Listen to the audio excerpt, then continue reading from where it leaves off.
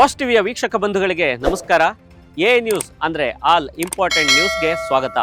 ಇವತ್ತಿನ ಪ್ರಮುಖ ನ್ಯೂಸ್ಗಳೇನಿವೆ ಕ್ವಿಕ್ ಆಗಿ ನೋಡೋಣ. ತಮಿಳುನಾಡು ವಿಧಾನಸಭೆ ಚುನಾವಣೆಗೆ ರಾಜಕೀಯ ಪಕ್ಷಗಳು ಇಡುತ್ತಿರುವ ಪ್ರತಿಯೊಂದು ಹೆಜ್ಜೆ ಕೂಡ ಭಾರೀ ಕುತೂಹಲವನ್ನ ಕೆರಳಿಸಿದೆ. ಒಂದ್ ಕಡೆ ಎಐಡಿಎಂಕೆ ಜೊತೆ ಬಿಜೆಪಿ ಕೈಜೋಡಿಸಿ ಆಡಳಿತ ಪಕ್ಷಕ್ಕೆ ಟಕ್ಕರ್ ಕೊಡೋದಕ್ಕೆ ರಣತಂತ್ರ ರೂಪಿಸಿದೆ. ಆದರೆ ಕಾಂಗ್ರೆಸ್ ಮಾತ್ರ ಅಳೆದು ತೂಗಿ ವಿಭಿನ್ನ ಪ್ಲಾನ್ ಅನ್ನ ರೂಪಿಸಿದೆ. ಅತ್ತ ಡಿಎಂಕೆ ಜೊತೆ ಸೀಟು ಹಂಚಿಕೆ ಕುರಿತು ಮಾತುಕತೆ ನಡೆಸ್ತಿದೆ. ಒಂದು ವೇಳೆ ಕೇಳಿದಷ್ಟು ಸ್ಥಾನ ದಕ್ಕದಿದ್ರೆ ನಟ ವಿಜಯ್ ಅವರ ಟಿವಿಕೆ ಪಕ್ಷದೊಂದಿಗೆ ಸೇರಿಕೊಳ್ಳೋದಕ್ಕೆ ಪ್ಲಾನ್ ರೂಪಿಸಿದ್ಯಾ ಅನ್ನೋ ಅನುಮಾನಗಳು ಹರಿದಾಡಿವೆ.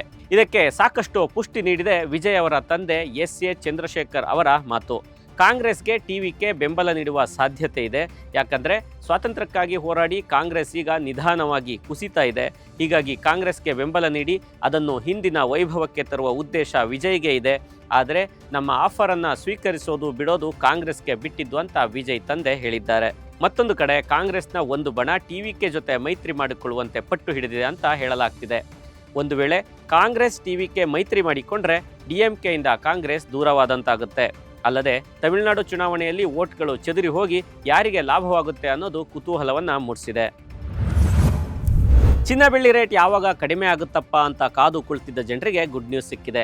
ಶುಕ್ರವಾರ ಚಿನ್ನದ ಬೆಲೆ ಗ್ರಾಮ್ಗೆ ಸುಮಾರು 800 ರೂಪಾಯಿಗಳಷ್ಟು ಕಡಿಮೆಯಾಗಿದೆ.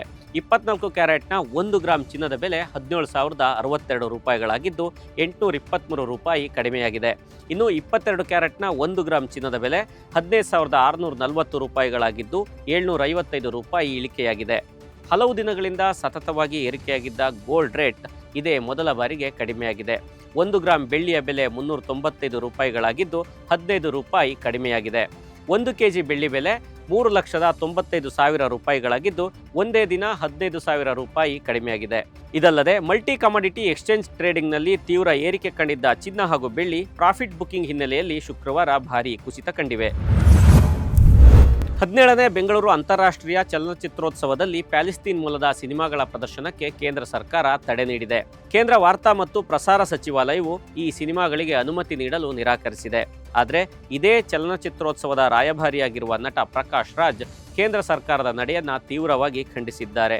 ಮೊದಲಿನಿಂದಲೂ ಕೇಂದ್ರ ಸರ್ಕಾರದ ನಡೆಗಳ ವಿರುದ್ಧ ಧ್ವನಿ ಎತ್ತುತ್ತಾ ಬಂದಿರುವ ಪ್ರಕಾಶ್ ರಾಜ್ ಕಲೆ ಮತ್ತು ಸಾಹಿತ್ಯಕ್ಕೆ ಯಾವುದೇ ಗಡಿಗಳಿರಬಾರದು. ಇಂತಹ ಚಿತ್ರೋತ್ಸವಗಳ ಉದ್ದೇಶವೇ ಮನುಷ್ಯರ ಕಥೆ ನೋವುಗಳನ್ನು ಹಂಚಿಕೊಳ್ಳೋದು. ಆದರೆ ರಾಜಕೀಯ ಹಸ್ತಕ್ಷೇಪಗಳು ಇಂತಹ ವೇದಿಕೆಗಳನ್ನು ಕೆಡಿಸುತ್ತಿವೆ. ಕೇರಳ ಸರ್ಕಾರದಂತೆ ರಾಜ್ಯ ಸರ್ಕಾರ ಕೂಡ ಇಂತಹ ಸಿನಿಮಾಗಳನ್ನು ಧೈರ್ಯವಾಗಿ ಪ್ರದರ್ಶಿಸಿ ಕೇಂದ್ರವನ್ನು ಪ್ರಶ್ನಿಸಬೇಕು ಅಂತ ಒತ್ತಾಯಿಸಿದ್ದಾರೆ. ಈ ನಡುವೆ ಸಮಾಜದ ವಾಸ್ತವವನ್ನು ತೆರೆದಿಡುವ ಸಿನಿಮಾಗಳಿಗೆ ಪ್ರೋತ್ಸಾಹಿಸಬೇಕು ಅಂತ ಸಿಎಂ ಸಿದ್ದರಾಮಯ್ಯ ಪ್ರತಿಪಾದಿಸಿದ್ದಾರೆ. ಯುವ ಪೀಳಿಗೆ ವೆಸ್ಟರ್ನ್ ಡ್ರೆಸ್ ಕಡೆ ವಾಲುತ್ತಿರುವ ಹೊತ್ತಿನಲ್ಲಿ ರಾಜ್ಯ ಸರ್ಕಾರಿ ನೌಕರರು ಎಲ್ಲರಿಗೂ ಮಾದರಿಯಾಗುವಂತಹ ನಿರ್ಧಾರವನ್ನು ಕೈಗೊಂಡಿದ್ದಾರೆ. ಗ್ರಾಮೀಣ ಉದ್ಯೋಗ, ಪರಿಸರ ಸ್ನೇಹಿ ಸಂಸ್ಕೃತಿಯ ಮಹತ್ವವನ್ನು ಸಾರುವ ಖಾದಿ ಬಟ್ಟೆಯನ್ನು ಕಡ್ಡಾಯವಾಗಿ ಧರಿಸಲು ತೀರ್ಮಾನಿಸಿದ್ದಾರೆ. ಪ್ರತಿ ತಿಂಗಳ ಮೊದಲ ಶನಿವಾರ ಹಾಗೂ ಸ್ವಾತಂತ್ರ್ಯೋತ್ಸವ, ಗಣರಾಜ್ಯೋತ್ಸವದಂತಹ ರಾಷ್ಟ್ರೀಯ ಹಬ್ಬಗಳಂದು ಖಾದಿ ಬಟ್ಟೆ ಧರಿಸಿ ಕೆಲಸ ಮಾಡಬೇಕು ಅಂತ ರಾಜ್ಯ ಸರ್ಕಾರಿ ನೌಕರರ ಸಂಘ ನಿಶ್ಚಯಿಸಿದೆ. ಜೊತೆಗೆ ಸರ್ಕಾರಿ ಸ್ವಾಮ್ಯದ ಖಾದಿ ಗ್ರಾಮೋದ್ಯೋಗ ಮಂಡಳಿಯ ಮಳಿಗೆಗಳಲ್ಲಿ ಖಾದಿ ಬಟ್ಟೆಗಳನ್ನು ಖರೀದಿಸಬೇಕು. ಈ ಮಳಿಗೆಗಳಲ್ಲಿ ಪ್ರಸ್ತುತ ರಿಯಾಯಿತಿಗಿಂತ 5% ಹೆಚ್ಚುವರಿ ರಿಯಾಯಿತಿ ಸಿಗಲಿದೆ. ಪುರುಷರು ಖಾದಿ ಬಟ್ಟೆಯ ಶರ್ಟ್, ಪ್ಯಾಂಟ್, ಓವರ್ಕೋಟ್, ಮಹಿಳೆಯರು ಖಾದಿ ಸಿಲ್ಕ್ ಬಟ್ಟೆಯ ಸೀರೆ, ಚೂಡಿದಾರ್, ಇತರೆ ಶಿಸ್ತಿನ ಉಡುಗೆಗಳನ್ನು ಧರಿಸಲು ಆದೇಶಿಸಲಾಗಿದೆ. ಗಾಂಧಿವಾದಿ ಆದರ್ಶಗಳು ಗ್ರಾಮೀಣ ಉದ್ಯೋಗಗಳನ್ನು ಈ ಸಂಕಲ್ಪ ಉತ್ತೇಜಿಸಲಿದೆ. ಇದಿಷ್ಟೇ ಅಲ್ಲದೆ ರಾಜ್ಯ ಸರ್ಕಾರಿ ನೌಕರರಿಗೆ ದಿನಬಳಕೆ ವಸ್ತುಗಳನ್ನು ರಿಯಾಯಿತಿ ದರದಲ್ಲಿ ಪೂರೈಸಲು ಸರ್ಕಾರಿ ನೌಕರರ ಕ್ಯಾಂಟೀನ್ ಪ್ರಾರಂಭಿಸಲು ಯೋಜನೆ ರೂಪಿಸಲಾಗಿದೆ. ಮತ್ತೊಂದು ಕಡೆ ಪೊಲೀಸರಿಗೆ ಹುಟ್ಟುಹಬ್ಬ ಹಾಗೂ ವಿವಾಹ ವಾರ್ಷಿಕೋತ್ಸವ ಸಾಂದರ್ಭಿಕ ರಜೆ ಕೋರಿದರೆ ನೀಡಬೇಕು ಅಂತ DG and IGP doctor M A. Salim ಆದೇಶ ನೀಡಿದ್ದು ಇದು ಪೊಲೀಸರ ಮನೋಬಲವನ್ನು ಮತ್ತಷ್ಟು ವೃದ್ಧಿಸಿದೆ. ನ್ಯೂಜಿಲೆಂಡ್ ವಿರುದ್ಧದ T20 ಸರಣಿಯಲ್ಲಿ ಟೀಂ ಇಂಡಿಯಾ ಏನೋ ಉತ್ತಮ ಪ್ರದರ್ಶನವನ್ನು ನೀಡಿ ಈಗಾಗಲೇ ಸರಣಿಯನ್ನು ಗೆದ್ದಿದೆ. ಆದರೆ 2026ರ T20 ವಿಶ್ವಕಪ್ಗೆ ಕೆಲವೇ ದಿನಗಳು ಬಾಕಿ ಇರೋದ್ರಿಂದ ಭಾರತಕ್ಕೆ ಮತ್ತೊಂದು ಟೆನ್ಷನ್ ಶುರುವಾಗಿದೆ. ಅದೇನೆಂದರೆ ಭಾರತದ ಓಪನರ್ ಸಂಜು ಸ್ಯಾಮ್ಸನ್ ಕಳಪೆ ಫಾರ್ಮ್. ಆಡಿದ 4 ಪಂದ್ಯಗಳಲ್ಲಿಯೂ ಸಂಜು ಸ್ಯಾಮ್ಸನ್ ತೀರಾ ಕೆಟ್ಟದಾಗಿ ಆಡಿದ್ದು ವಿಶ್ವಕಪ್ನಲ್ಲಿ ಇವರ ಕತೆ ಏನಪ್ಪಾ ಅಂತ ಆಯ್ಕೆದಾರರಿಗೆ ಆತಂಕ ಶುರುವಾಗಿದೆ. ಅತ್ತ ಸೀನಿಯರ್ ಪ್ಲೇಯರ್ಸ್ ಕೂಡ ಸಂಜುಗೆ ಚಾನ್ಸ್ ಕೊಟ್ಟಿದ್ದು ಸಾಕು, ಅವರ ಬದಲು ಇಶಾನ್ ಕಿಶನ್ರನ್ನ ಆಡಿಸಿ ಅಂತ ಒತ್ತಡ ಹಾಕ್ತಿದ್ದಾರೆ. ಸಂಜು ಸ್ಯಾಮ್ಸನ್ಗೆ ಕಂಪೇರ್ ಮಾಡಿದರೆ ಇಶಾನ್ ಅದ್ಭುತ ಫಾರ್ಮ್ನಲ್ಲಿದ್ದಾರೆ. ಆದರೆ ಇಶಾನ್ ಲೆಫ್ಟ್ ಹ್ಯಾಂಡ್ ಬ್ಯಾಟರ್ ಆಗಿರೋದ್ರಿಂದ ಸಂಜು ಸ್ಯಾಮ್ಸನ್ಗೆ ಅವಕಾಶ ಮುಂದುವರಿಯುವ ಸಾಧ್ಯತೆ ಹೆಚ್ಚಿದೆ. ಯಾಕಂದರೆ ಕಿಶನ್ ಮಾತ್ರವಲ್ಲದೆ ಅಭಿಷೇಕ್ ಶರ್ಮಾ, ತಿಲಕ್ ವರ್ಮಾ, ಶಿವಮ್ ದುಬೆ, ರಿಂಕು ಸಿಂಗ್, ಅಕ್ಷರ್ ಪಟೇಲ್ ಎಲ್ಲರೂ ಲೆಫ್ಟ್ ಹ್ಯಾಂಡ್ ಬ್ಯಾಟರ್ಗಳೇ ಇರೋದ್ರಿಂದ ಟೀಮ್ನಲ್ಲಿ ಸೂರ್ಯಕುಮಾರ್ ಹಾಗೂ ಹಾರ್ದಿಕ್ ಪಾಂಡ್ಯ ಹೊರತುಪಡಿಸಿ ರೈಟ್ ಹ್ಯಾಂಡ್ ಬ್ಯಾಟರ್ಗಳು ಇಲ್ಲ. ಹೀಗಾಗಿ ಎಲ್ಲ ಸಾಧ್ಯತೆಗಳನ್ನು ಗಮನಿಸಿ BCCI T20 ವಿಶ್ವಕಪ್ನಲ್ಲಿ ಮತ್ತೆ ಸಂಜು ಸ್ಯಾಮ್ಸನ್ರನ್ನೇ ಮುಂದುವರಿಸುವ ಸಾಧ್ಯತೆ ಇದೆ. ಕ್ರಿಕೆಟ್ ಅಂದ ತಕ್ಷಣ ನೆನಪಾಗೋದು ಆಟಗಾರರ ಡ್ರೆಸ್ಸಿಂಗ್. ಶಿಸ್ತುಬದ್ಧ ಜೆರ್ಸಿ, ಶೂಸ್ ಮತ್ತು ಕೂಲಿಂಗ್ ಗ್ಲಾಸ್ ಹಾಕ್ಕೊಂಡು ಆಟಗಾರರು ಮಿಂಚ್ತಾ ಇರ್ತಾರೆ. ಆದರೆ ಈಗ ಆ ಜೆರ್ಸಿ ಬದಲಿಗೆ ಧೋತಿ ಕುರ್ತಾ ಬಂದಿದೆ. ಹೌದು, ಆಟಗಾರರು ಧೋತಿ ಕುರ್ತಾ ಹಾಕ್ಕೊಂಡು ಫೀಲ್ಡ್ಗಿಳಿದಿರೋದು ವೈರಲ್ ಆಗಿದೆ. ಉತ್ತರ ಪ್ರದೇಶದ ವಾರಾಣಸಿಯಲ್ಲಿ ಜನವರಿ 27ರಂದು ಒನ್ ಡೇ ಕ್ರಿಕೆಟ್ ಟೂರ್ನಮೆಂಟ್ ಆಯೋಜಿಸಲಾಗಿತ್ತು. ಶಾಸ್ತ್ರಾರ್ಥ ಸಂಸ್ಕೃತ ವಿಶ್ವವಿದ್ಯಾಲಯದ 82ನೇ ಸಂಸ್ಥಾಪಕ ದಿನಾಚರಣೆ ಅಂಗವಾಗಿ ಈ ಟೂರ್ನಮೆಂಟ್ ಆಯೋಜನೆ ಮಾಡಲಾಗಿತ್ತು. ವಿದ್ಯಾರ್ಥಿಗಳು ಹಾಗೂ ಸಿಬ್ಬಂದಿ ವರ್ಗದವರಿಗೆ ಭಾರತೀಯ ಸಾಂಪ್ರದಾಯಿಕ ಪದ್ಧತಿಯ ಉಡುಗೆಗಳನ್ನು ಕಡ್ಡಾಯ ಮಾಡಲಾಗಿತ್ತು. ಅಂದರೆ ಮೈದಾನಕ್ಕಿಳಿದ ಪ್ರತಿ ಆಟಗಾರನ ಹಣೆ ಮೇಲೆ ತಿಲಕ ಇತ್ತು. ಜೆರ್ಸಿ ಬದಲು ಧೋತಿ ಕುರ್ತಾ ಧರಿಸಿದ್ರು. ಕ್ರಿಕೆಟ್ ಕಾಮೆಂಟ್ರಿ ಇಂಗ್ಲಿಷ್, ಹಿಂದಿ ಅಥವಾ ಅಲ್ಲಿನ ಸ್ಥಳೀಯ ಭಾಷೆಯ ಬದಲಾಗಿ ಸಂಸ್ಕೃತದಲ್ಲಿ ಮಾಡಲಾಯಿತು. ಹೀಗಾಗಿ ಮಾಡರ್ನ್ ಕ್ರೀಡೆಯನ್ನು ವಿದ್ಯಾರ್ಥಿಗಳು ಹಾಗೂ ಸಿಬ್ಬಂದಿ ಸಾಂಪ್ರದಾಯಿಕ ಉಡುಗೆಯಲ್ಲಿ ಆಡುವ ಪ್ರಯತ್ನ ಮಾಡಿದ್ರು. ಹಲವು ವರ್ಷಗಳಿಂದ ಈ ಸಾಂಪ್ರದಾಯಿಕ ಕ್ರೀಡೆ ಆಯೋಜಿಸಲಾಗುತ್ತಿದ್ದು, 2 ವರ್ಷಗಳ ಹಿಂದೆ ಪ್ರಧಾನಿ ನರೇಂದ್ರ ಮೋದಿ ಅವರು ಟೂರ್ನಮೆಂಟ್ ಕುರಿತು ಮನ್ ಕಿ ಬಾತ್ನಲ್ಲಿ ಪ್ರಶಂಸೆಯನ್ನು ವ್ಯಕ್ತಪಡಿಸಿದರು.